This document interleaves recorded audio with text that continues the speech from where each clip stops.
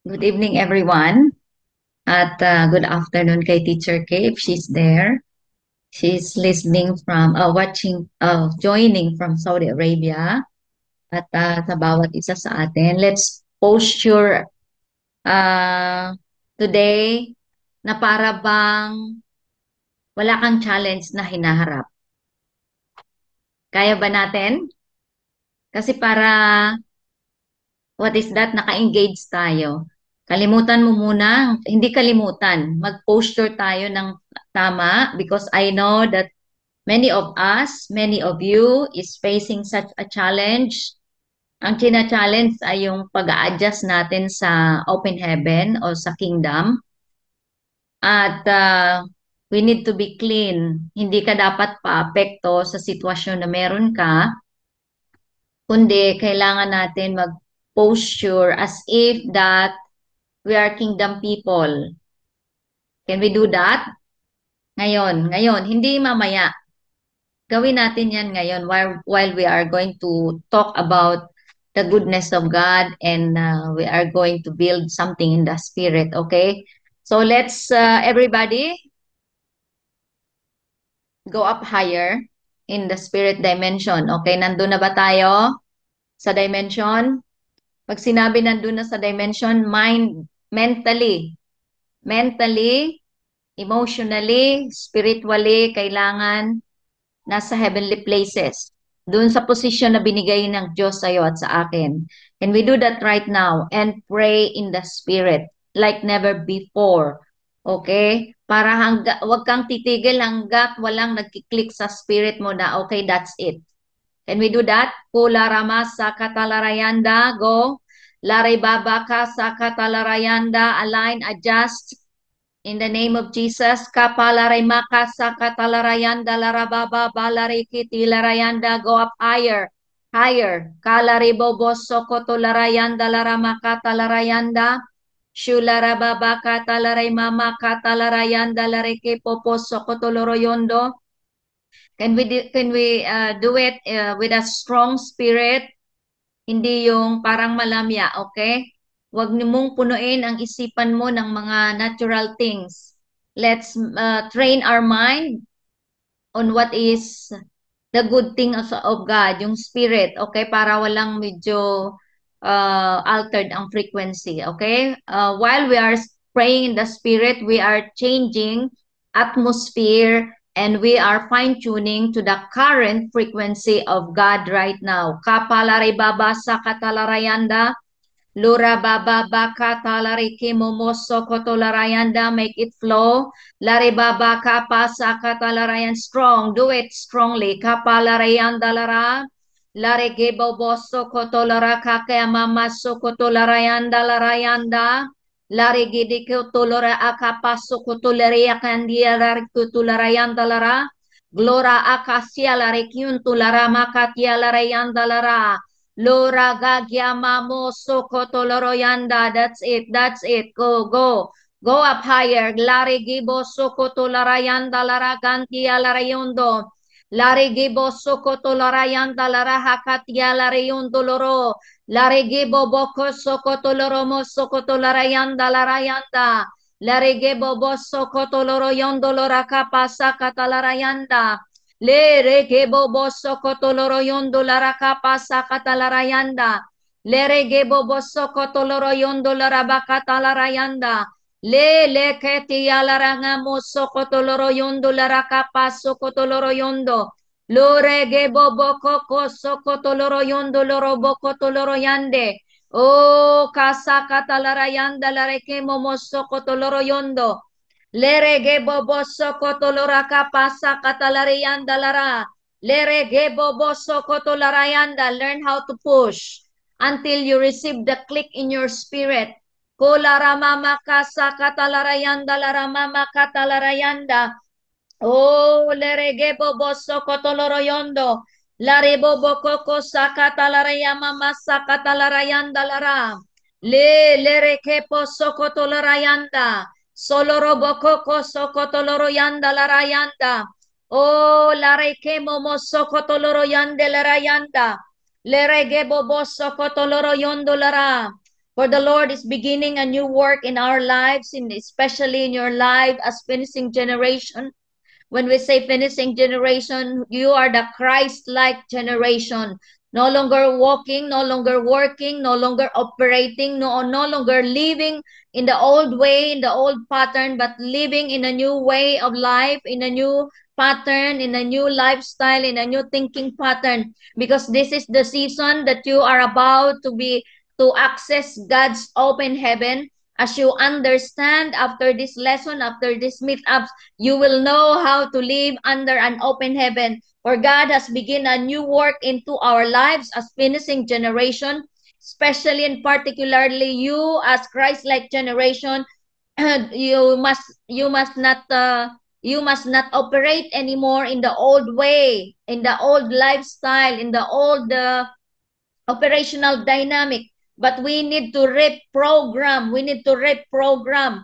Do not stay and dwell in the past, but we need to learn how to deprogram our mindset, our thinking pattern, and our lifestyle must be reprogrammed right now. Oh, to a new way of living in the name of Jesus. Receive a fresh move of the Holy Ghost so that everyone will know that the heavens are open above us. Receive this new infilling of the grace of God, a fresh move of the Holy Spirit into your life. Receive and learn how to catch the grace, learn how to be full of the Holy Spirit's presence. And from this day onward, you are going to learn how to access open heaven because this is your portion. Amen. This is our portion. This is your portion. As a finishing generation, you are going to operate, you are going to live, and you are going to have this kind of lifestyle, bringing the heaven on the earth and living in heaven while on the earth. This must be our portion. This must be our operational dynamic. As we go up higher, as we go to the next level of our new chapter of our life as kingdom people, because we are already in a church kingdom dynamic, so we must not be irrelevant, but we need to be relevant to the move and to the work of the Holy Spirit upon His church and become so relevant in this hour and this season according to the move, grace, and work of the Holy Spirit. Do not allow the lifestyle, the old pattern, the old way of thinking to pull you back and stay in the old way of life because it will make you very irrelevant in the move of God right now. Put order upon your life. We need to put order upon our lives in the name of Jesus. I prophesy right now that you are going to receive a fresh new move, a fresh new way, a fresh new anointing, and the grace must be full inside of your spirit from above, from on high, because this empowerment is going to be received by the finishing generation who are Christ-like generation, and that you will learn how to reprogram your life and deprogram your thinking pattern. And this it must be your portion. You need to receive this grace on how to retrain and train your thought pattern. And from this day onward, this fresh move of the Holy Spirit will govern your life. Because the Holy Spirit must be your governor. He must be your leader. He must be the one who is governing your life by the word and by the Spirit. Receive this grace right now. Receive this grace right now. And the grace to access that open heaven that was been provided for us since 2020 according to the prophetic word of the man of God by the name of Dr. Jonathan David. Since 2020, the heaven is already open. But how many of the finishing generation is able to access that open heaven? But tonight, as we decree, as we prophesy, and as we receive this grace to access this open heaven, you will know and understand how to access, how to live, how to operate under an open heaven. Amen. Did you receive that? Receive it right now. Make your mind healthy. Make your emotion healthy. Make your will healthy, because in your soul comes the execution of the word through your in this body. But your spirit, even your spirit is so strong, but your soul is weak because of that yieldedness to what is not of God. You are going to be shortchanged, but this must not be your portion. Amen. So receive the grace. Get ready for adjustment. Get ready for alignment. Get ready to be approved. Do you believe this? So when Jesus prayed, the heavens opened and the Holy Spirit descended. A voice came out of heaven. The Father spoke. That must be our portion. Amen. That is going to become our portion. Everything of heaven is going to respond because God has been waiting for you to start His assignment on the earth. Are you ready for this? Finishing generation. Are you ready for God's mandate to be received by you and to be swallowed by this mandate? Get ready for adjustment once again. Get ready for realignment and alignment, and get ready to be approved by the word and by the Spirit. Amen. So today, the curse of former generations is broken. Do you receive it? Receive it right now. Every curse of the former or through the former generations is broken upon your life. The curse of different institutional religions is broken. The powers of darkness that has been holding your life, keeping you in prison and in bondage, and into your own fear, it's going to be broken right now in the name of Jesus. Be broken every bondages, be broken every addiction, be broken everything that is of the past generations, generations above you who carried such a curse, but now in your generation, it must be broken in the name of Jesus. Receive right now the deliverance, receive the freedom. I say resources, things that have been taken by the enemy, God is going to give it back to you 7 times greater than before. Receive it right now. Take it back. Take back your health. Take back your future. Take back your destiny. Take back your mandate. Take back your wealth. Take back your time. Take back your mind. Take back your emotion. Take back your soul. Everything that the enemy has been stolen from you, you need to take it back. We need to take it back right now. Receive it right now. Receive the grace to take back everything that the enemy has been stolen from the Christ-like generation. Today is the day that you are going to be able to take back that many things that the enemy has been stolen, which you allowed by your lousy lifestyle, but now no more. Amen. Let's close it in the dimension. Change lifestyle, change dynamic, change and reprogram your mind in the name of Jesus. Oh, receive that grace. Receive. See things in the spirit. Invade your future. See in the spirit your future. Amen. See who you are in the future, 3 years from now, 5 years from now. Who is you? Because that's matter. That's critical. That's crucial. You need to invade your future. Bring your future to the present. Can we do that right now by our thinking pattern, landscape?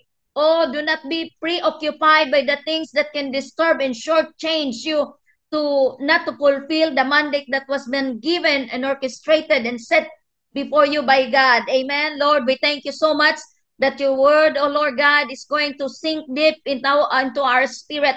Make our heart, Lord God, a good and fertile ground for your word.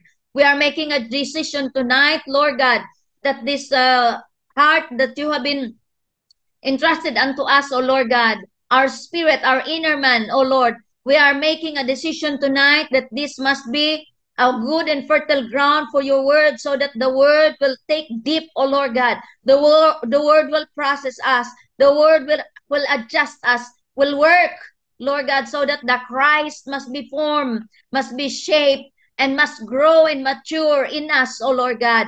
In the name of Jesus, we give you glory, O Lord, in these meetups. We are acknowledging your presence, O dear Holy Spirit, and the word that you are about to be released and to be revealed unto us, O Lord God, will work to this finishing generation, to this Christ-like generation. In Jesus' mighty name we pray. Amen and amen. Did you receive something? Amen? So, kung may katabi ka, sabihin mo sa iyong katabi, you are one of the Christ-like generation. Kaya pag sinabing Christ-like generation, kamukha siya ni Christ. Kaugali siya ni Christ. Kaugali na ba ni Kristo ang iyong katabi? Huwag niyong tawanan. Lahat tayo pinaprocess, tama? Kung wala kayong katabi, sabihin mo sa iyong sarili, ako ay magiging kawangis, kasing karakterya, kasing kaisipan, kasing disposition, kasing strategic ni Christ. Siya ang pattern natin, siya ang role model. Kung meron ka mang iiduluhin at gagayahin, walang iba, Christ. Tayo yon. Sabi nga ni Paul, follow me as I follow Christ. Yun din ang sasabihin ko sa inyo, hindi ito yabang. Follow me as I follow Christ. Pag hindi na ako nag-follow kay Christ, then you have the right not to follow me. Amen? So ito yung ating lalakaran ngayon dahil bukas ang kalangitan. Engage with me, engage. Huwag kayo magkwentuhan kung magkakatabi kayo. Hindi ko kasi kayo makita. Sa spirito ko kayo sinisilip. Kaya kailangan ko mag-operate sa dimension kasi para kitang-kita ko kayo. Pwede po ba yun? Yes. Remember Elisha and Gehazi? Remember? Nung nagsinungaling si Gehazi kay Elisha, sabi ni Elisha, isn't it that my spirit is with you? Kasi sabi ni Gehazi, wala po akong kinuha doon kay Naaman, kay General Naaman. Isn't it my darling si Naaman is a general? Naaman? Oo, general siya. Oh, yeah. Ng army. Naaman is a general of the Syrian army. Very influential. At pinagaling ito ng Diyos sa pamamagitan ni Elisha. At nung magbibigay na ng love gift si Naaman kay Elisha, natanggap ni Elisha na hindi pwede siya tumanggap ng love gift for that particular account. So ito si Gehazi, umandar ang kanyang hindi na deal na greediness, hindi na deal na attitude, hindi na correct na mga pag-uugali na kinamumuhian ng Diyos, gumana nung nakita niya na hindi tinanggap ni Gehazi ang binibigay ni General Naaman. So nagsikreto siya doon. Parang minanipulate niya somehow si Naaman hanggang sa kanya na ibigay yung ibibigay kay Elisha. Pagdating sa harapan ni Elisha, pagdating ni Gehazi sa harapan ni Elisha, nagsinungaling kasi tinanong siya ni Elisha. Hindi na natin pupuntahan kasi mahabang account, basahin nyo na lang sa Kings. Second King, my darling, Second Kings, ang account ni Gehazi, I think 4, okay? Yeah. So, basahin nyo na lang doon para makita nyo ang details. Ngayon, nung sinabi na ni Naaman na wala, mayroon lang ako ng pinuntahan, sabi ni Elisha, hindi ba galing doon ang nakita kita sa espiritu? Kaya nakikita sa dimension. Kung mayroon man tayong pananatilihin sa atin yung nag-ooperate tayo sa dynamic of the spirit. Kasi kitang-kita mo, hindi makapagsinungaling sa'yo. Hindi makapagsinungaling sa'yo pag nag-ooperate ka sa spirit dimension. Ang Holy Spirit, sasabihin agad sa'yo, ay that particular account, wala pang Holy Spirit. Wala pang Holy Spirit nung panahon nila Elisha. Okay? Nag-sidetrack lang tayo bago tayo sa lesson. Kasi nais ko lang iparating sa bawat isa na pag nag-operate tayo sa kalangitan, ay powerful, very powerful ka. Akala lang ng mga sa world ay mayabang ka, pero hindi. As long as you are operating in the mind of Christ. What is the mind of Christ? Humility. Diba? Follow protocols. Sabi na sa 2 Kings chapter 5 pala. Binuksan ko rin. 2 Kings chapter 5, sabi ni Elisha sa verse 25, "Where have you been, Gehazi?" Elisha asked, "Your servant didn't go anywhere."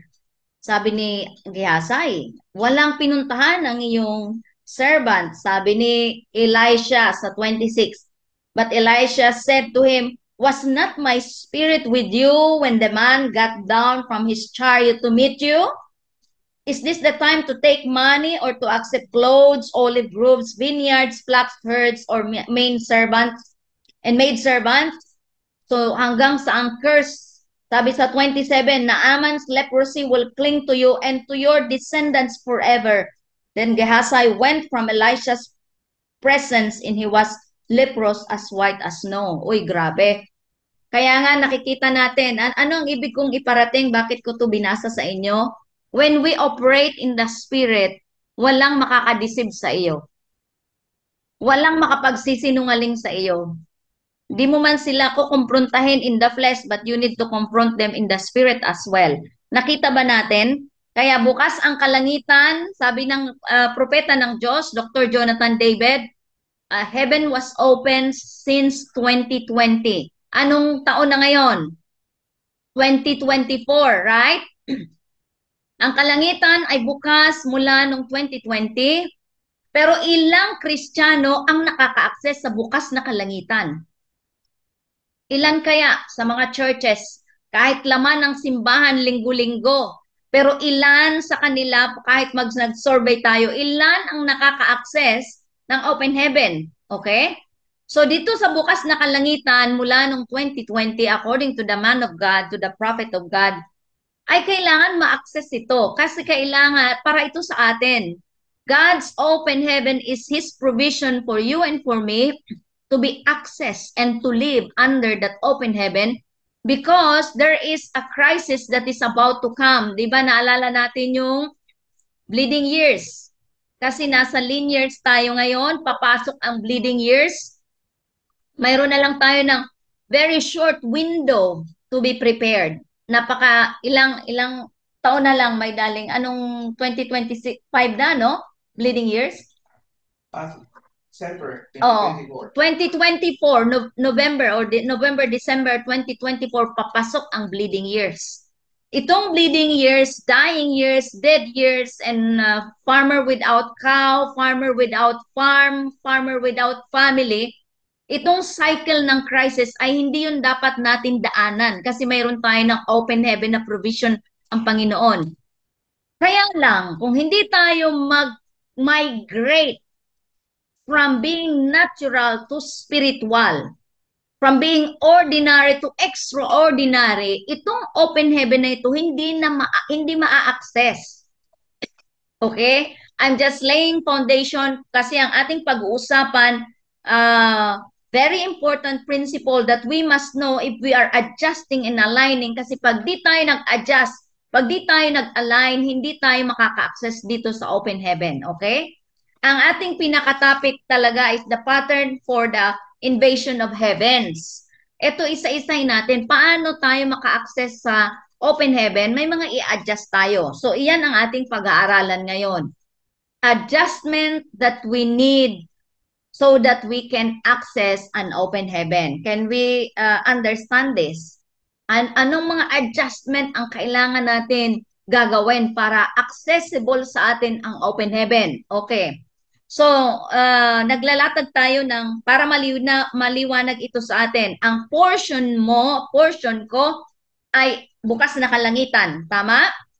Then, itong bukas na kalangitan ay para ito doon sa mga provide ni Lord para na marunong pag-observe ng protocol and culture of God's kingdom ay very accessible sa kanya ang open heaven. In fact, doon siya namumuhay under an open heaven.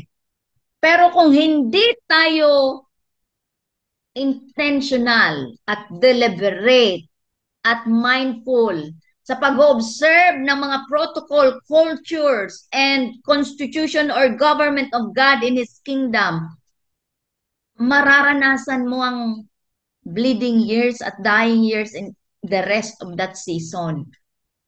Whereas, na hindi naman dapat sana nating maranasan yon. Okay? Naunawaan ba natin ito? Finishing generation, lalo na kayo. You are the Christ-like generation. Ano ang pinoform sa atin? Christ nature. Yung Christ na tinanggap natin as our Lord and Savior, yun ang pinapalago sa atin. Kailangan dun tayo lumago. Let us all become matured in this season. Regardless of your age, as long as you understand the word, it means it needs to be outwork. Kailangan natin mag-adjust. So itong open heaven na ito dapat ang portion, provision ng mga accurate ang connection, ng mga marurunong umintindi at marunong ipamuhay ang mga protocol, panggogobyerno, at kultura ng kaharian. Pero kung mga violator nito, kahit attend kayo ng finishing generation meetups, pero kung you violate the principle, ma-access ang open heaven. Kasi sa mga clean, pure, and uncontaminated ang open heaven na access. But the moment we are contaminated, no longer, immediately sarado ang kalangitan. Kaya nga lagi kong sinasabi sa mga anak namin ni Pastor Jerry, lagi kong sinasabi kahit na paulit-ulit ako, just be right in the midst of wrong. That is the powerful way and principle on how to live. Just be right. In other words, right standing with God kahit na nasa very chaotic situation ka, kahit na napaka-negative ng sitwasyon mo sa perspektibo ng tao, pero sa Diyos, platform mo yan, platform natin yon para ma-develop pa ang Christ, mag-grow pa si Christ sa buhay natin. So just be right. Kanta-kantahan mo lang yan. Hindi yung kanta na grabe ang galit mo. No, just be right in the midst of wrong. And everything will just line up because kakampi mo ang Diyos. When we made ourselves, when we decide to be right in the midst of a very chaotic situation, we are giving heaven a reason to back us up more and like never before. Amen ba? Nakukuha ba natin ito? So just be right. Okay, dahil itong mga dadaanan natin ay ito lamang ay mga pang-validate kung talagang nabibuild tayo ng salita ng Diyos. Let's open our Bible, Matthew chapter 3, 13 to 17. Matthew chapter 3, 13 to 17. Ito yung pagbukas ng kalangitan. Okay, basahin ko na lang. Then Jesus came from Galilee to John at the Jordan to be baptized by him. And John tried to prevent him, saying, I need to be baptized by you. And are you coming to me? But Jesus answered and said to him, permit it to be so now, for thus it is fitting for us to fulfill all righteousness. Sabihin natin, fulfill all righteousness. In other words, we need to be right in every aspect. We need to be in the right standing with our situation, with ourselves, with the enemy, with God, lalo na, with the Holy Spirit, with the Word of God. Ito yung fulfilling all righteousness. In other words, hindi violator ng mga principle, hindi disobedience, hindi rebellion, kundi mga masunurin sa panggugobyerno ng Diyos. Kasi di ba, ang righteousness is God's government. The government of God's kingdom, righteousness, peace, joy in the Holy Ghost. Yan ang panggugobyerno ng Diyos. So sabi niya, sa verse na ito ng Matthew 3, when he had been baptized, Jesus came up immediately from the water, and behold, the heavens were opened to him. Hallelujah. And he saw the Spirit of God descending like a dove and alighting upon him. And suddenly a voice came from heaven saying, this is my beloved Son, in whom I am well pleased. So, there are certain things we need to do to fulfill all righteousness. Yan ang ating pag-uusapan.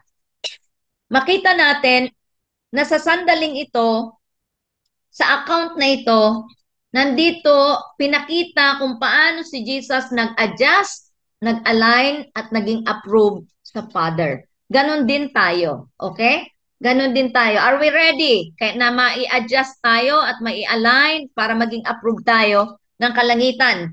'Di ba? Ang liwanag dito, sabi na ng verse, and behold, the heavens were opened to him, and he saw the Spirit of God descending like a dove and alighting upon him. Nung siya ay mabaptize, bakit si Jesus lang ba ang binaptize? No, maraming binaptize doon. Pero kanino nagbukas ang kalangitan? Kanino nagbukas ang kalangitan? Kay Christ. So, sino ang susi para ma-access natin ang open heaven? Christ. How much of Christ we grow? How much of Christ we carry? Yun ang susi sa pag-access ng open heaven. Kaya titingnan mo ang iyong tayo. How much of Christ I operate? How much of Christ I manifest? How much of Christ I behave? So, para hindi tayo unmindful sa lifestyle natin. Okay? Kaya tingnan nyo ang katabi nyo kung amoy Kristo, nagpapaka-Kristo o kasing ugali na ba ni Kristo? Hallelujah. Are you excited na pag nagkikita-kita tayo, Christ ang ating mga pananalita, Christ ang ating mga disposisyon, Christ ang ating mga strategy, Christ ang ating mga plano, Christ ang ating mga behavior, hindi sa laula, di ba? Christ ang ating pinag-uusapan, mandato, plano ni Christ, ano ang mga nais ni Christ i-build sa domain, anong mga strategy ni Christ para ma-take back ang domain, ano ang mga strategy ng kalangitan at plano ng kalangitan sa government domain, sa political landscape, sa educational landscape. Wow, di ba? Isn't it wonderful that the finishing generation, the Christ-like generation, ang pinag-uusapan na how to take back the Philippines for Christ. No longer in the hands of the enemy. Wonderful. Kaya magpaka-Christ na tayong lahat agad-agad. Siguro kung ipabukas sa atin ang mga spiritualized natin at tingnan ang God the Father kung paano niya talaga gustong-gusto na itong Christ-like generation ay ma-form immediately para ang mga bansa ay hindi na maghirapan ng mga maprolong ang mga paghihirap, mga crisis. 'Di ba? So, ito ang ating tatrabahuin. Habang ngayon tinatrabaho tayo ng salita, tinatrabaho tayo ng banal na spirito to be like Christ, to be formed and shaped and fashioned as Christ or like Christ, ay meron tayo kasing tatrabahuin pagdating ng araw. Okay? So how to keep adjusted, aligned, and approved on a daily basis. Daily basis po ito, ha? Maging mindful tayo. Hindi ito monthly. Ang pag-perform ng words atin to be like Christ is on a moment-by-moment basis, kaya maging careful. Huwag kayong maging unmindful. Ilagay nyo rin ang parallel verse sa Luke 3:21 to 23. It's the same. Yung pagbaptize ni John kay Jesus, nagbukas ang kalangitan at sabi niya, to fulfill all righteousness. In other words, kailangan may right standing tayo. Okay, number one principle that how to keep us adjusted, aligned, and to be approved before the Father. Number one, we need to find access to God, and God must have access to us. O gawin nating personal. We need to find access to God, and God must have access to you. In other words, the intimacy must be taken back. Yung intimacy with God. Yung conscious ka, God consciousness. Yung conscious ka sa Holy Spirit kahit nasa trabaho ka. Kahit nasa CR ka, nagtututbrush ka, conscious ka sa Holy Spirit at sa Diyos at sa salita kung anong pinalalakaran sa iyo ngayon. Hindi yung dati pa rin, kung 3 months ago mayroon ka pa ng residue, ngayon ay ganun ka pa rin. Walang binabago? Walang binabago? 3 months ganyan ka na, ngayon ganito pa rin? Dapat weekly o daily nagbabago. 'Di ba? Can we have this kind of challenge na yung kahapon na na-realize mo mali, dapat hindi mo na yun madala kinabukasan o ngayon. Tama? At yung ngayon na na-realize natin na mali, the things that breaks the heart of God, we need to break it now. And tomorrow you are new again. Ganon ang pagiging intentional sa ating tinatrabaho bilang mga nagpa-perform, nagpapa-adjust, nagpapa-shape according to Christ. Amen? Can we do that? Mga bata, mga minamahal, mag-evaluate tayo. Ako nag-evaluate ako. Hindi linggo-linggo, araw-araw. Because I want to be accelerated. Kasi ang Holy Spirit ay hindi naman okay, maupo muna tayo ngayon kasi hintayin natin ang finishing generation, hindi pa nila na-realize. No, hindi pwede. The Holy Spirit is in acceleration. Sino ang habol sa banal na spirito? Tayo. Kaya hindi pwede na, okay, maupo muna tayo kasi meron pa namang hindi nakakasa. Ay, nako. Hinding-hindi gagawin niya ng banal na spirito sa atin. Nakakahiya. Kaya do not be so irrelevant because tomorrow is a different move and work of the Holy Spirit. Paano kung hindi tayo nag-move ngayon? Eh di 2 araw na agad ang irrelevant na tayo. Eh paano kung inabutan ng weeks o 1 week na hindi ka nagbago? Walang binago, wala lang, dati pa rin.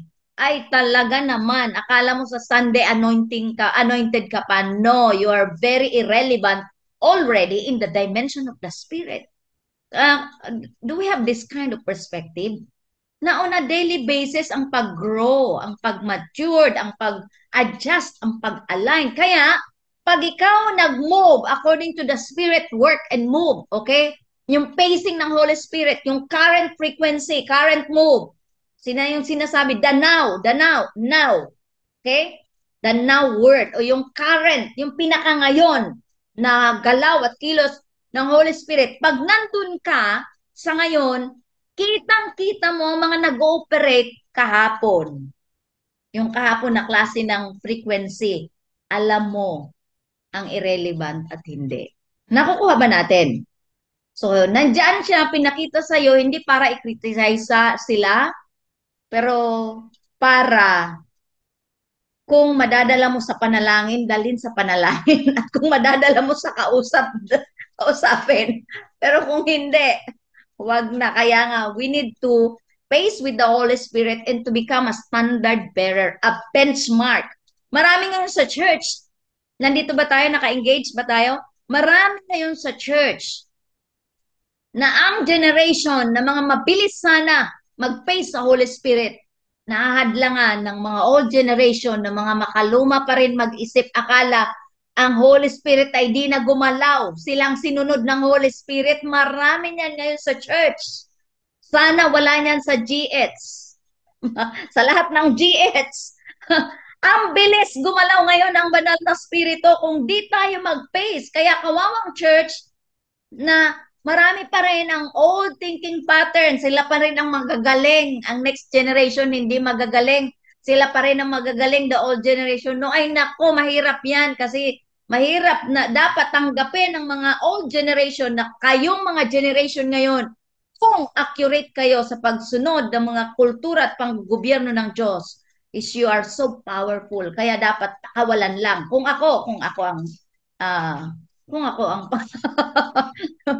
alam niyan, kilala ako ng mga sa GH Jubel na mga young people dahil once that they are trained sa worship team, kilala ko man ang may grace, magsisense man, nasisense ko naman, okay, may grace sa worship team, okay, dapat magganito, ganyan sila, pabiluin mo sila kasi ang Holy Spirit is, we can never underrate the people that God is about to use.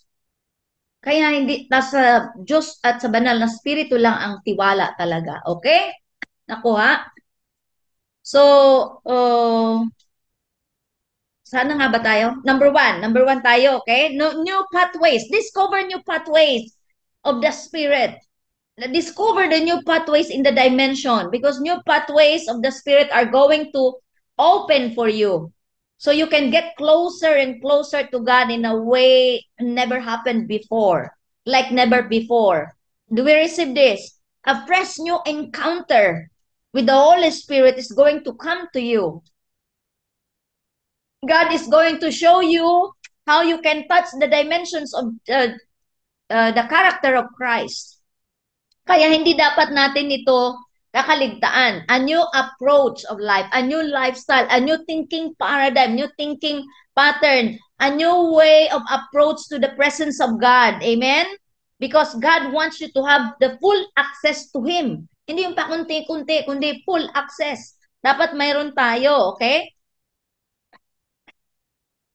So we are going to find Him in His Word. Every time we read the Word, we need to position ourselves that we are finding God there. Amen? By the Word and by the Holy Spirit, God is going to make it easier for you to touch Him, to know Him, because of the prayers of the saints, because of the prayers of the people above you. Amen? He's going to make it so possible for you and for me to get closer and closer. Amen?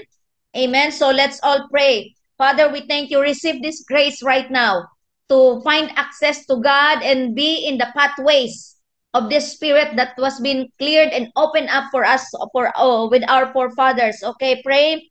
Lord, we the days of intimacy is going to become our portion today in the name of Jesus. The days of closeness, oh Lord God, the days of touching His presence, the presence of the Lord, and the days of intimacy with the Holy Spirit, the days of seeing the veil being torn, seeing Him face to face, the days of hearing Him loud and clear, the days of being empowered by angels, the days of having encounters in the supernatural are opening for it right now for us right now in the name of Jesus. For the Lord is saying, I want you to have an access for these dimensions and dynamic of the move of the Holy Spirit. Make yourself available and accessible to Him. Where He is, you can be also. Where He is, you can have also in that place where God is. Never walk away because God wants you to have an access to that place where He prepared for you any day, any time of the day. Amen? He must be able to come to you during the night hours and speak with you, call to you to pray, call to you to intercede, call to you to take back things for your clan, for your family, for your future. You must get yourself completely free so that you are available for Him. You must get yourself completely free and delivered from every bondages, from everything that the enemy is trying to attack you. Receive it right now. Receive that grace in Jesus' mighty name. Amen. Amen. Do you believe that? So say with me, I'm going to be available all the time, every time, because God is creating opportunities to make me become more free. He's going to put me in the place where I am going to go forth like a bullet when God pulls the trigger. He's not going to let me become confined and bound.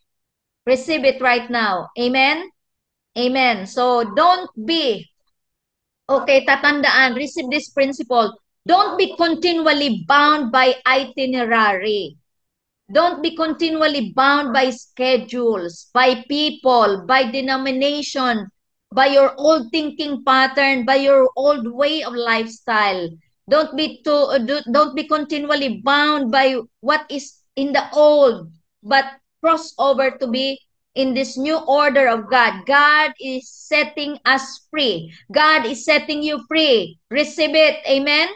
Receive it. Receive it right now. Be free. Be free in the name of Jesus. Because finishing generations are going to move nations. How can you move nations? If we are in bondage, if we are in addiction, how we can move and build nation? How we can invade domains of society? How we can build in the spirit, the family, the clan, the generation that is about to come if we are in bondage? So be free right now in Jesus' name. Amen? Amen? So you are going to move nations, not just mountain, but nation. Sabi ko nga, maliit ang Pilipinas kung lahat ng nasa finishing generation ay builder ng spirit, builder in the spirit. Okay? So, people are going to move from one nation to another. You are going to move. Okay? In the spirit, kailangan alam natin ito i-build from one city to another city because God wants His people to be residing in the right places. Amen? So, mahirap na hindi tayo malaya. Kailangan may kalayaan tayo. Okay?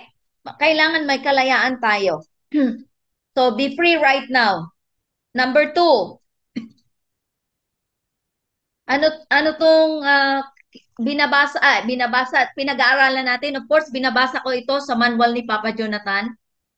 Kasi it helps. Alam niyo po ba ang manual na ito noong 2014 pa, 10 years nitong 2024. 10 years in the making, hindi madali. Ang proseso is very painful pag hindi yielded. Pero pag yielded tayo, mabilis na papa-accelerate.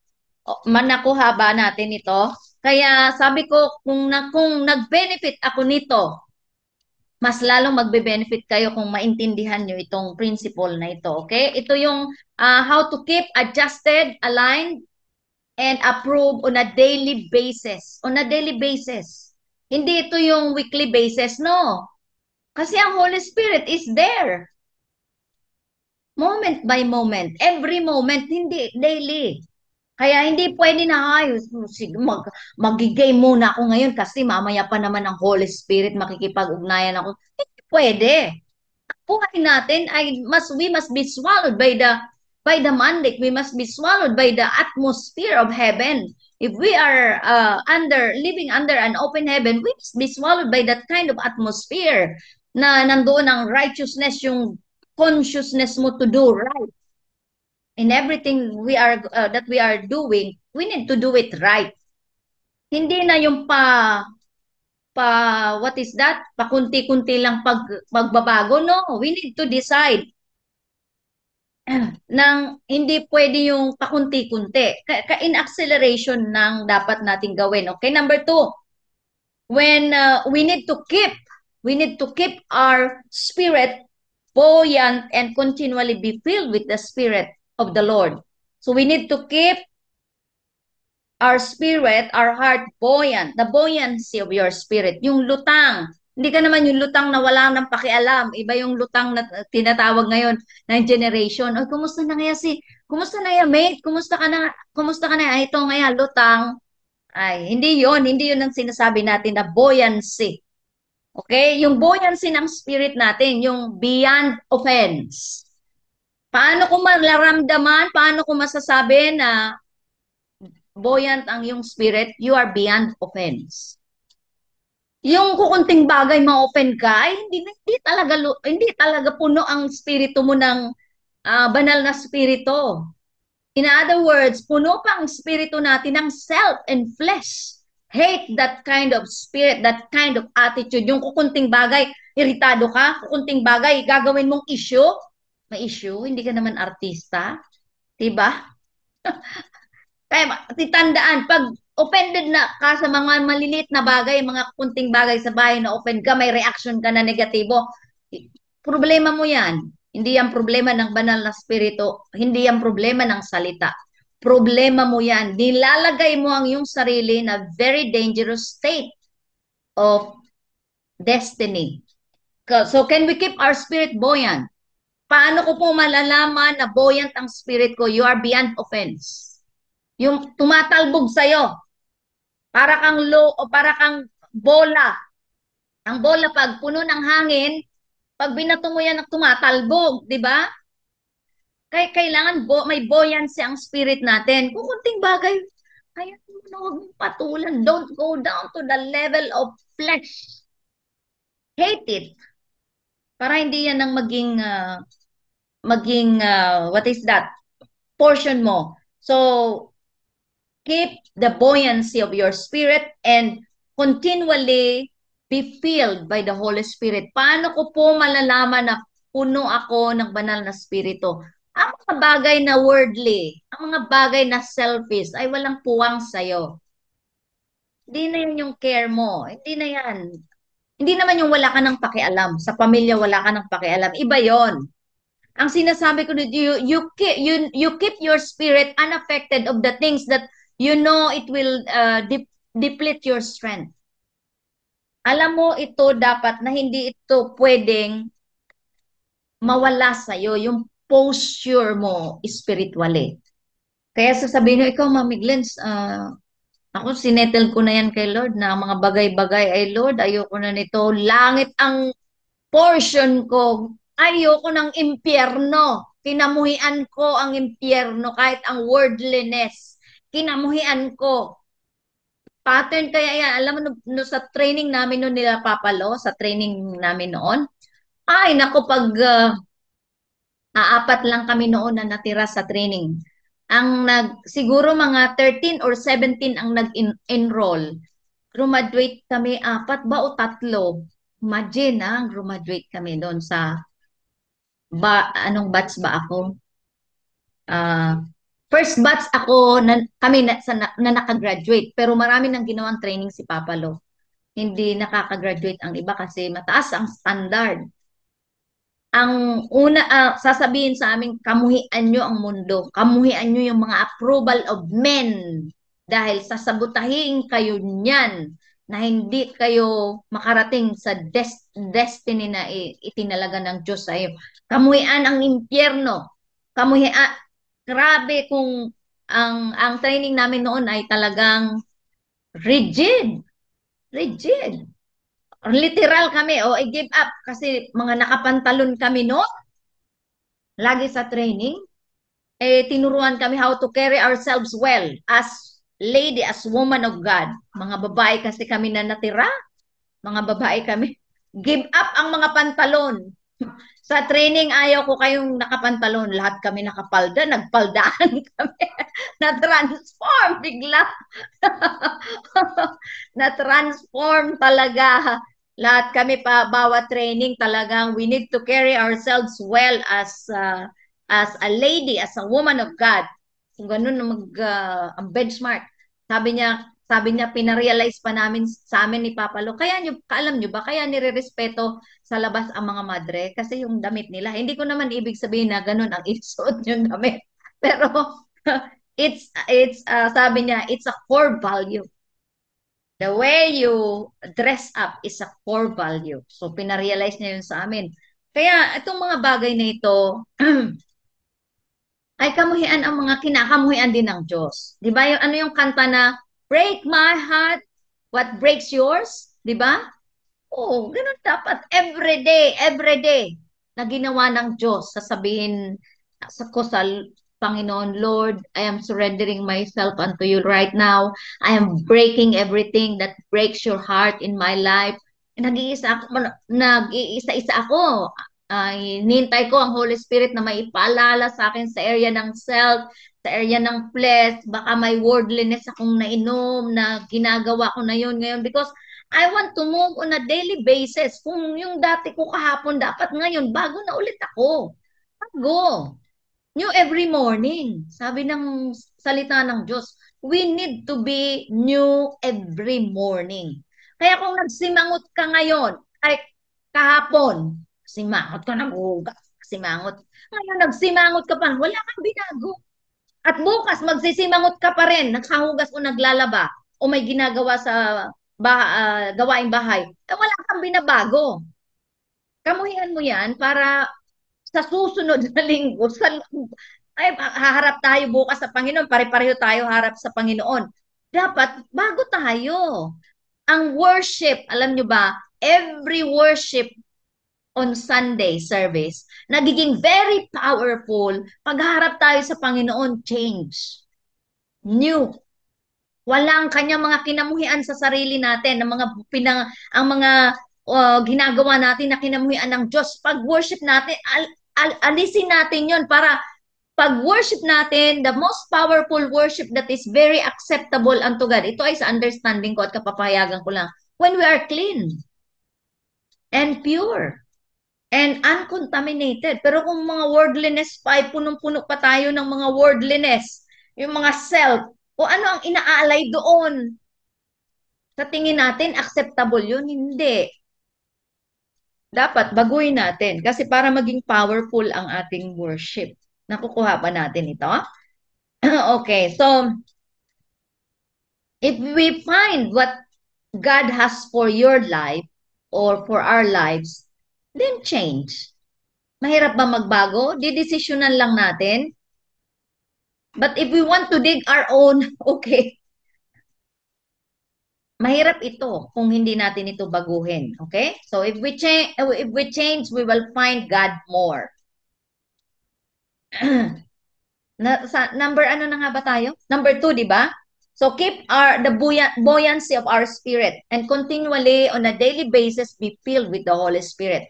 Pag puno tayo ng banal na spirito, walang puwang ang mga worldliness. Walang puwang ang self.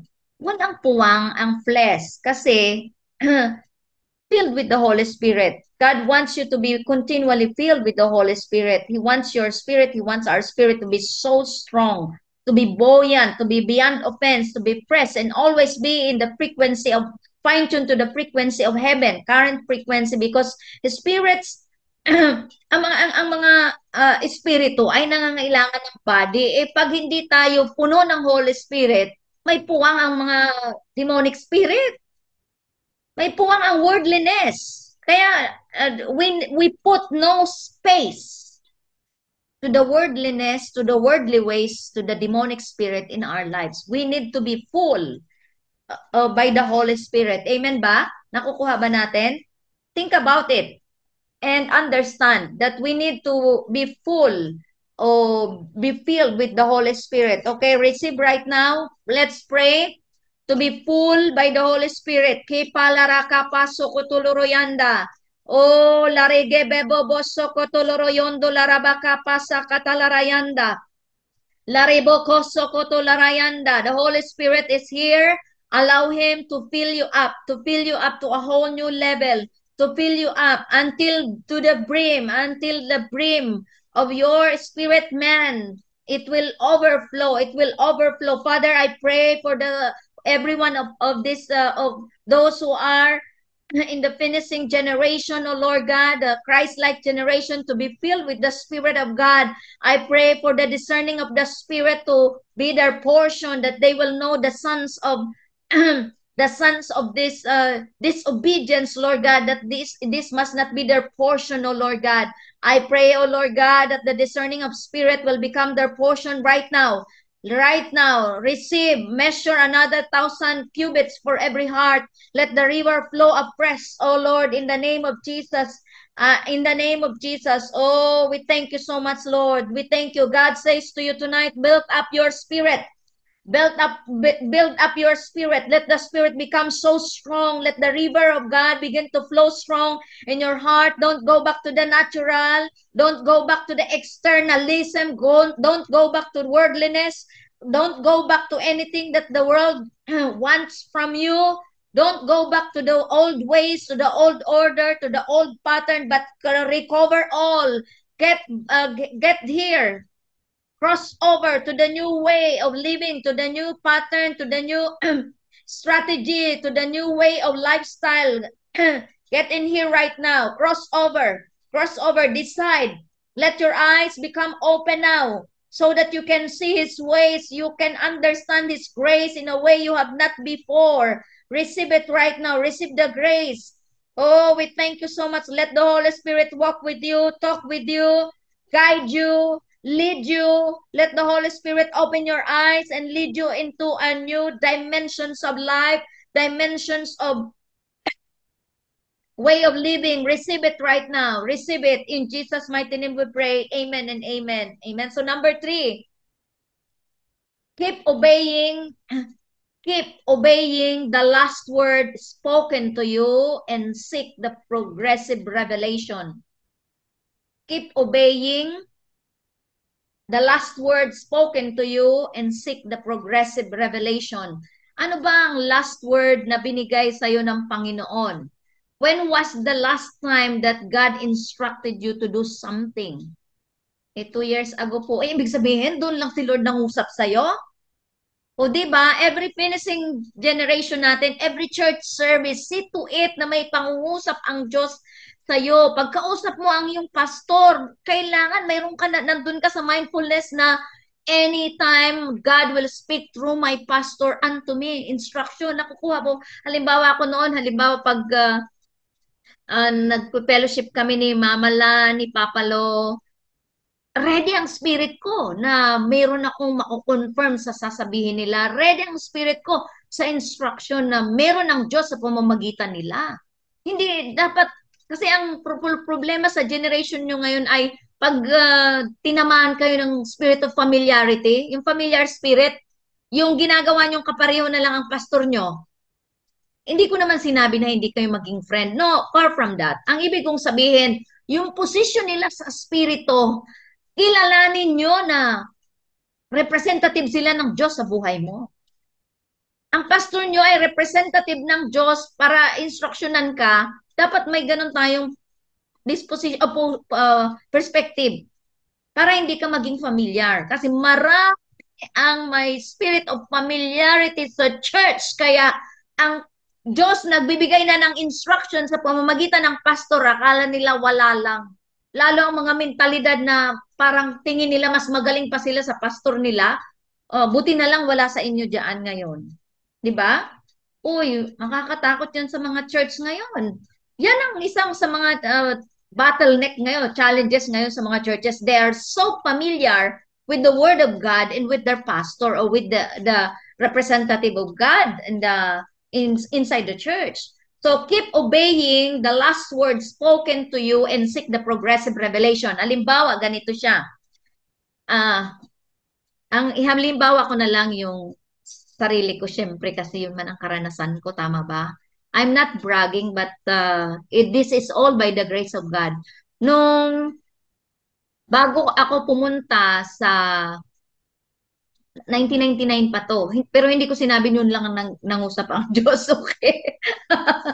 Nung bago ako pumunta, sumunod kay Pastor Jerry sa Saudi Arabia, that was 1999, okay? Nag-seek ako kay Lord ng counsel, of course. At siyempre, nagpaalam ako kay Papa Lo at Mama La. Hanggat hindi nila ako ni-release, alam ko hindi ako dapat pumunta doon. Pero nung ni-release nila kasi ako na sumunod kay Pastor Jerry. Kaya may biyaya, di ba? Ngayon, ang natanggap ko talaga, builders. Hindi ko pa naman noon maunawaan, 1999. Sabi ko, Lord, anong ibig sabihin? Pero sinulat ko lang. Alam niya ng mga anak ko kasi nakita nilang devotional notebook ko. Anong 1999? Build builders, yun ang instruction sa akin. Nanaginip ako. Nabakapan nito ng panaginip ko bago kami umalis. April 1999, nanaginip ako. Ang lugar, pagdating ko daw doon sa lugar na sinalubong ako ni Pastor Jerry, dinala daw niya ako sa seashore. Who would have thought na ang lugar na kung saan si Pastor Jerry, ang Jubail, ay nasa seashore talaga. Nasa seashore at may daladala daw akong lambat. At naghihintay doon ang mga mangingisda nasa bangka. Siguro sabi, hindi ko daw mabilang na mga bangka na maliliit at ang mga seashore. Ang sabi daw sa akin ni Pastor Jerry, dahil ikaw ang may dala ng lambat, ikaw daw ang mag-instruct sa kanila para paano ilayag ang lambat. Sabi ko, ganun ba? Bakit tinintay pa ako? Sabi niya kasi yun ang sabi nila, kailangan daw nila malaman kung paano gamitin itong lambat. Ganyan hindi ko makalimutan ng dream ko. Pagkatapos, nag-instruct daw ako doon sa seashore, doon sa dalampasigan ng Jubela, ng paggamit ng lambat. Pero sa natural, hindi naman talaga ako marunong ni pagtahi nga ng lambat, hindi ako marunong. Sa dream ko ito, nag-instruct daw ako ng paggamit ng lambat dito sa mga naghihintay na mga soon-to-be fishermen, ay ang instruction ko daw, haba, nag-instruct daw ako. Tapos, naka-engage lahat. I'm trying to count the small boat and the fishermen. Hindi ko daw siya mabilang. Kahit parang nalulose count ako lagi. Every time I start, 1, 2, 3, 4, 5, 15, 17, nalulose count ako. So, I stop counting. Nagtuloy-tuloy lang daw ako sa pagbibigay ng instruction na ganito ang paggamit nitong lambat at ganito ang paglayag nito doon sa laot, etc. etc. Nung matapos daw ako, ang lambat dumami. Alam mo yun, iisa lang naman ang ginawa kong sa demonstration. Pero habang nagbibigay ako ng lambat, dumadami. Lahat sila nagkaroon ng lambat, pero isa lang ang daladala ko while I'm doing the demonstration.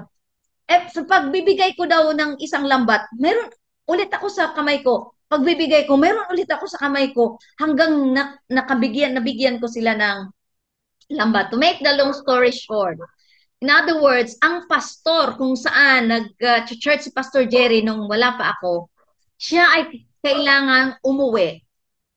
Kasi parang kailangan ng nilang umuwi at saka ng family. Wala siyang ibang nasabi ay kami daw ang mag-assume nung church. At sabi ko, I don't want to receive it without the word. Siyempre, hingi ako ng counsel kay Papa Lu. Noon, pag nagpapa-counsel ako kay Papa Lu at Mama Lu, tumatawag pa ako sa phone. Mahal pa noon ang long distance. Kasi pag nagsulat ako kay Mama La, ang balik ng sulat after, ang exchange namin noon ni Mama La ng sulatan, parang 1 month yung nagsulat ako, pagbalik ng reply niya, 1 month yun. Ganon, ganon ang technology namin noon. Kaya pag may ipapaalam ka, it takes time. So, kung mga urgent, nagtatawag kami ni Pastor Jerry. At alam mo ba ang nangyari? Dinaan, okay lang sa inyo kung makwento ko ito. Dinaan yung pastor na dati doon, yung nagpapastor, dinaan sa slot, sa kaslat, na ayaw namin sanang pumayag. Yung kaslat, yung pabunutan. At sa pabunutan na ito, ang nabunot si Pastor Jerry, sabi na ni Pastor Jerry, ay Pastor, parang hindi ko po yun matatanggap kasi sabi niya, wala pa naman akong experience na ano, na magpapastor, di ganyan. Sabi niya, ay, o sige de, ulitin na lang natin ang pabunutan. Di nagpabunutan, Pastor Jerry ulit. Hanggang sa 3 times nila nagkaslat, si Pastor Jerry ulit ang sabi na nung isa, ay Pastor, pag nag-decline ka pa niyan, aywan ko na lang, itigil na natin itong palabunutan.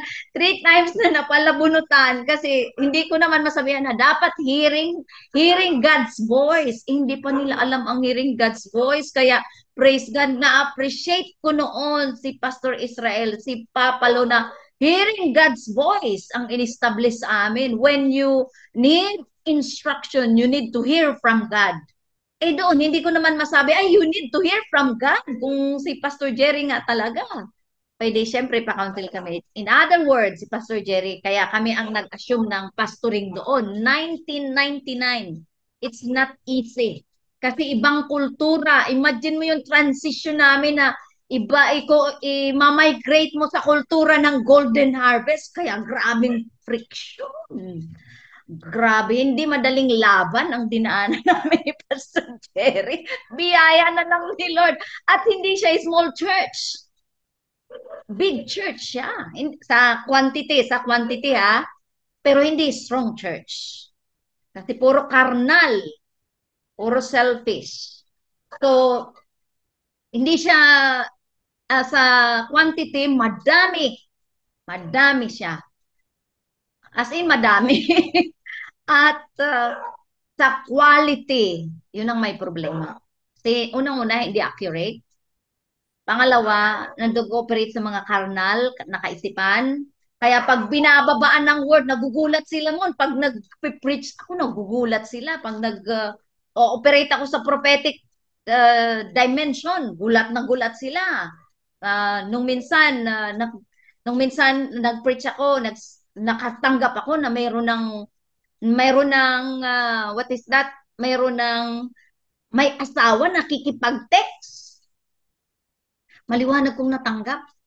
Sabi ko, mayroon dito ng isang may asawa, ang asawa sa Pilipinas, pero nakikipag-text ka sa nagtatrabaho sa hospital, etc., etc. Hindi ko alam na ito palang may asawa na ito, nagpa-counsel sa isang elder doon. At sabi nito ngayon, pagkatapos ng preaching, inawa yung elder namin. Sabi niya, bakit nagkwento ka kay pastora? Sa'yo ko nga lang sinabi. Nako, talaga kailangan nila akong tawagin doon sa conflict nila na patunayan ko na walang sinasabi yan na elder. Kung di ko nga alam, pero sabi ko, ang banal na spirito, kilala ka. Kaya ngayon, luminya ka.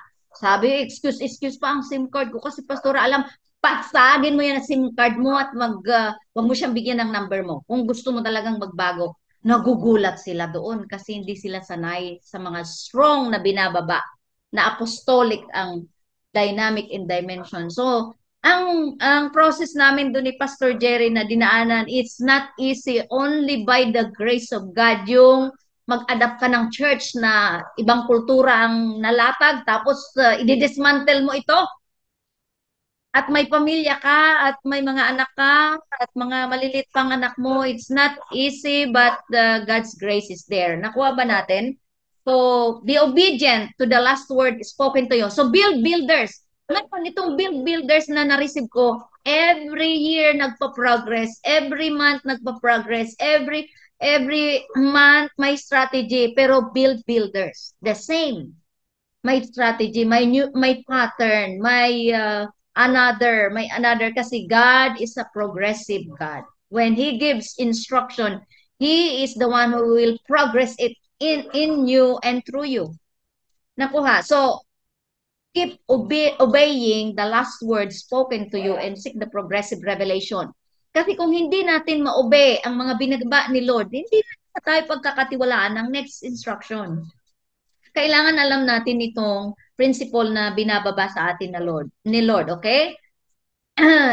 When we say the proceeding word, ito yung last word that is spoken unto us, yung these are the instructions from heaven. Kaya wag tayo maging unmindful. The best start is from what God has spoken. Every project, ano man ang iyong uumpisahan, project man yan, pagklase man yan, lahat ng uumpisahan natin, we need to start from what God has spoken. Kasi kung walang word, wala tayo, it will not sustain. It will not, ang sustainability niyan questionable, okay? What did God said when we start our class or our education, our job, our business? So the best start is always from what God has spoken to you. Kasi meron tayo ng aapakan. When the things get rough, mayroon ka ng sasandalan, mayroon ka ng aapakan, the word of God, okay? What did God said to you when you start your business? Kasi pag nagkaroon ng crisis ang business, may babalikan ka. Kaya nga, halimbawa yung co-op ngayon ni Pastor Jerry, he received the word, he shared to me the instruction about this co-op, and I agree, we agreed, we build it in the spirit, hindi ura-urada. We see to it na mayroon kaming strategy, nagkaisa kami, alam namin, so tiningnan namin ang future ng cooperative, hindi kami tumitingin ngayon sa sitwasyon, tiningnan namin ang future ng cooperative na provision nito sa community, magsiserve ito sa community, provision nito sa mga small player farmer, yung mga backyard farmer and front yard farmer dito sa lugar. Yun ang tiningnan namin kasi yun yung instruction ni Lord. And it progressed. Hindi ko tinitingnan yung current. Hindi ko tinitingnan na liit-liit ng pwesto. It's irrelevant.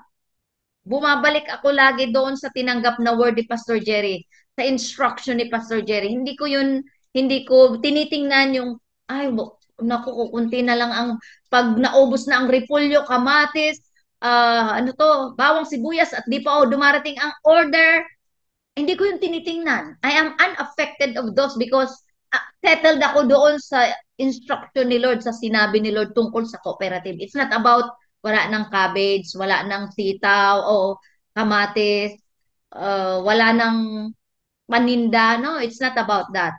It's about the word that we've heard from God. Nakukuha ba natin ito? So,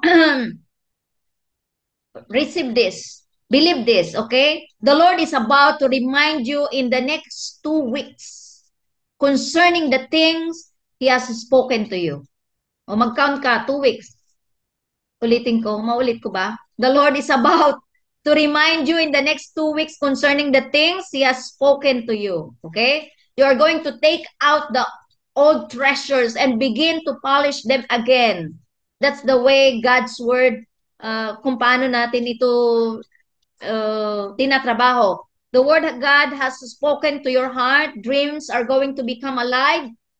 And then suddenly you dream the dreams you have not dreamed up before. Dreams you have put aside. Dreams you have cast away. Dreams you have said cannot come to pass. Okay? There has been many dream teams in your life stopping you from believing that things are possible. God is saying to you right now, these things are going to come to an end. Itong mga obstacle, itong mga hindrances. He wants you to come to a place where you start dreaming the dream God gave to you and start getting back to the things God has spoken to you, so you will not fear in your heart whether it's God, but you will know without a shadow of doubt that this is God. God has been speaking those words to you. Be reminded. He wants you to get back to the original word because the grace is upon that original word. Okay? That grace. Access mo ang grace through that original word. The grace is going to come because you are starting to obey what God has spoken and not because of what you think can or cannot happen. Amen?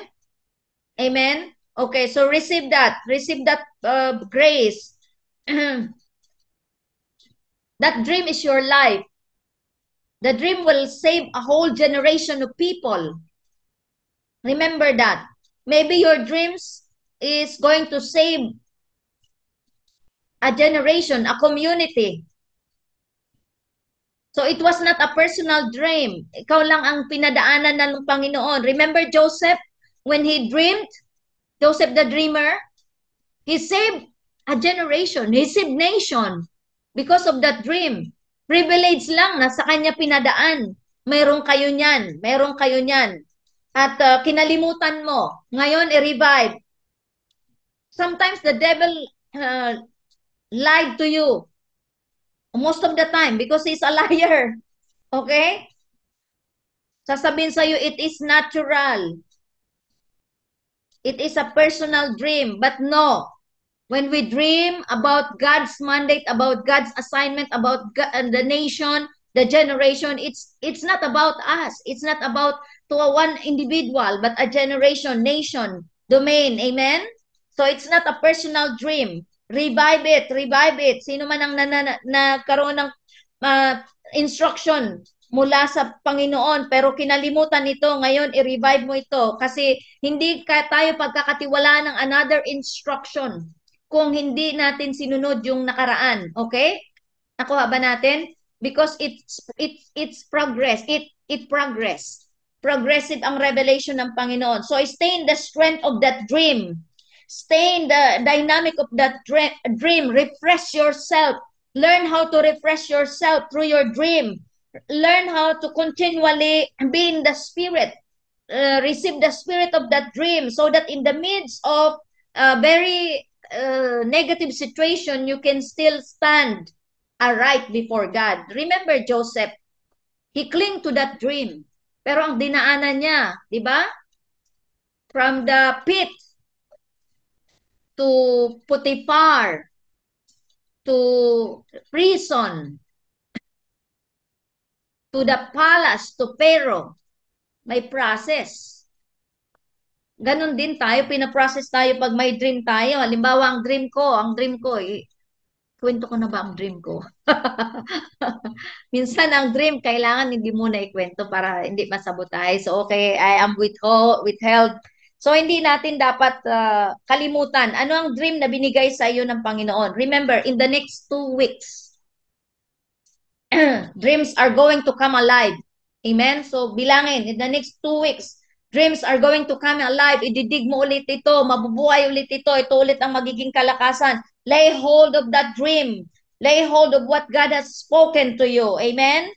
So this is about, it concerns your life. It concerns everybody around you. It concerns a generation in a nation because we are privileged to receive this kind of instruction from God. And remember, don't compromise. Don't compromise. Obey to build. Obey to build. Okay? So, he who hears my words, sabi ni Lord, he who hears my words and acts, then build. Okay? Builders in the spirit are Christ-like generation. We are called to serve nations. We are called to serve the nations, to resource the nations, to hear the sound of God's word and truth. We are called to be that generation, a finishing generation, a Christ-like generation. Amen? Amen. So let's pray. Receive that grace right now. In 2 weeks time, you are going to receive a new stirring up of the Holy Spirit to let that dreams come alive. In the next 2 weeks, dreams are going to come alive. Dreams the enemy has been shifted. Dreams God has given and others cannot interpret. Those are dreams from God. Those around you may not be able to understand it, but the dream is of God. It concerns you, your generation, concerns your life, it concerns your future, it concerns nations. So don't give it up and allow the enemies to sabotage it and allow yourself to sabotage it. But redig that dream, lay hold of that dream that was been given by God unto you. In the name of Jesus, receive that in Jesus' name. Pwede ba tayo mag number 3 pa? Okay. Always be honorable as a son and labor as a servant in his house. Dito tayo magtatapos. Always be honorable as a son and labor as a servant in his house. So pag mag-operate tayo as a son, honorable son, hindi inggitera, honorable. Hindi pakialamera, hindi rin palaaway. We need to be honorable. Nag-observe ng protocol, nag-observe ng mga panggugobyerno, nag-observe ng mga boundary. Dapat kailangan natin ma-observe ito na we must operate as honorable son and labor as a servant of God in the house. In the house of God. You do not need a position to serve in the house of God. Hindi natin kailangan. Ang mga old thinking pattern, kailangan ko muna maging deacons para makapag-serve ako kay Lord. Who taught you that way? Hindi yun ganun ang church kingdom. Kahit wala tayong position, makapag-serve tayo sa Panginoon. Amen ba? Hindi tayo after sa position kasi we are already in the highest position. Where is that? Seated at the right hand of the Father in Christ Jesus. Kahit hindi ka bigyan ng posisyon, nandun ka na sa posisyon na yun. Kaya naawa ko sa mga sa ibang mga pastor na hindi alam ang kanilang posisyon, hanap-hanap ang posisyon sa church, ang mababang posisyon. Pinosisyon na tayo ngayon. When we receive and accepted Christ as our Lord and Savior, He positioned us where? To the highest position in the high places, far above all rules, all powers, all authority in the heavenly places. Mas mataas pa ang posisyon natin sa mga presidente ng bansa, sa mga hari at reyna ng bansa na meron ngayon. Nasaan yan? Far above. Bakit nangangailangan pa tayo ng posisyon para lang makapaglingkod? Pinosisyon na nga tayo ng Diyos. Diba? So you do not need a position to serve in the house of God. Makakaserve tayo kahit wala tayong position, okay? So, and when you serve, you do not serve as a son, but as servant in the house. Paano ako? Kaya maglilingkod ako. Ano? Hindi ganun si Christ.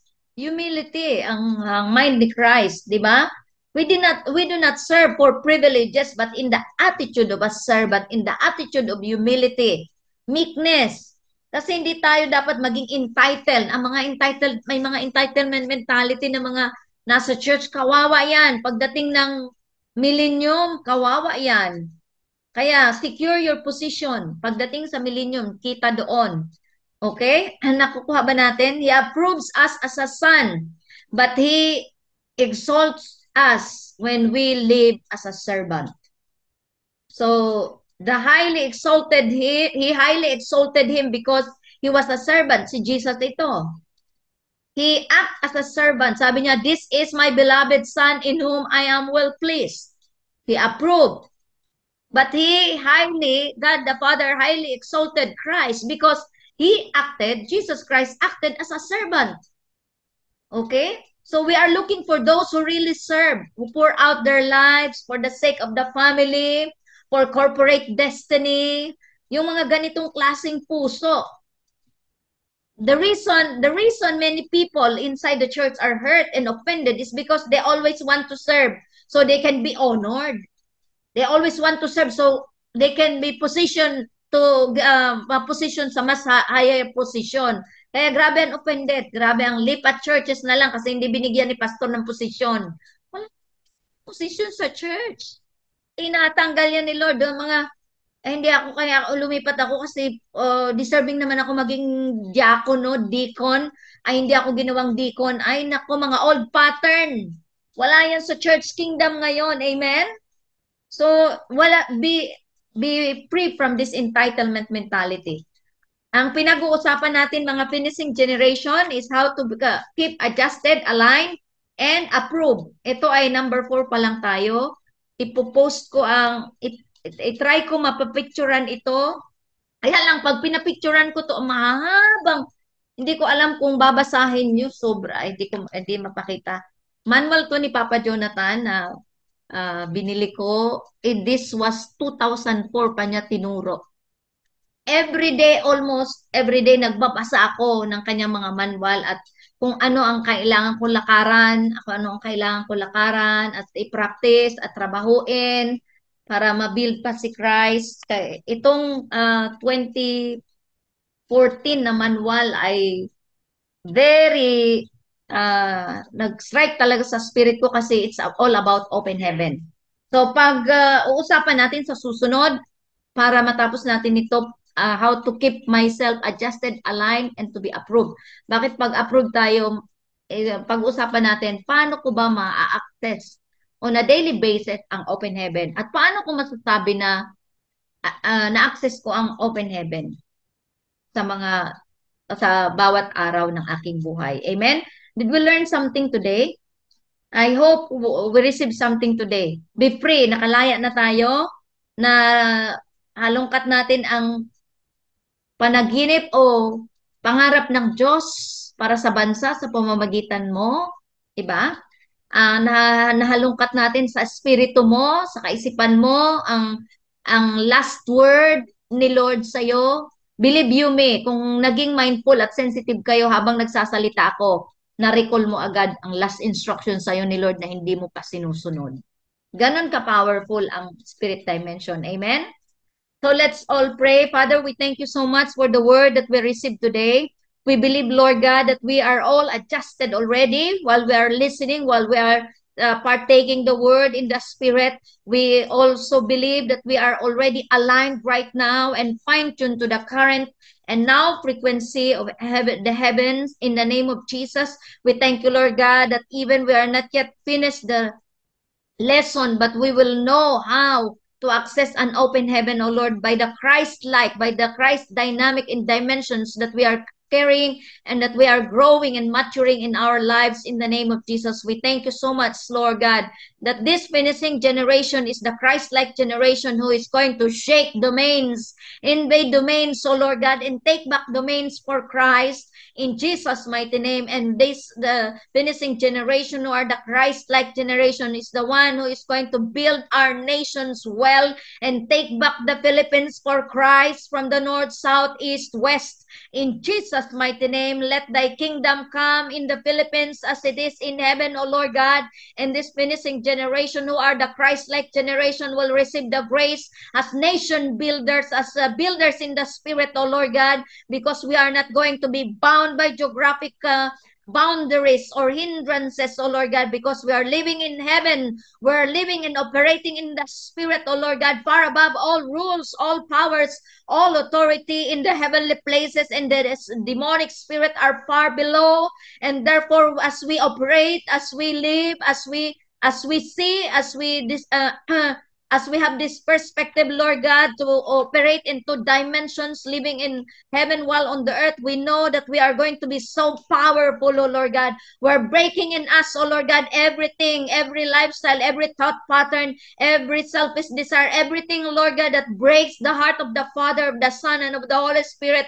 We're breaking it right now in Jesus' name. In the name of Jesus, what we are declaring, oh Lord God, is for every one of us to grow in the dynamic of the kingdom, which is Christ, in the dimension of the kingdom, which is Christ. Let righteousness increase in us, O Lord God. Let peace, O Lord God, arise in our lives, and the joy, Lord, shall be the portion, O Lord God, of our lives, of our family, of our business, O Lord God, of our dreams, of our mandate. In Jesus' mighty name we pray. Amen and amen. God bless us all.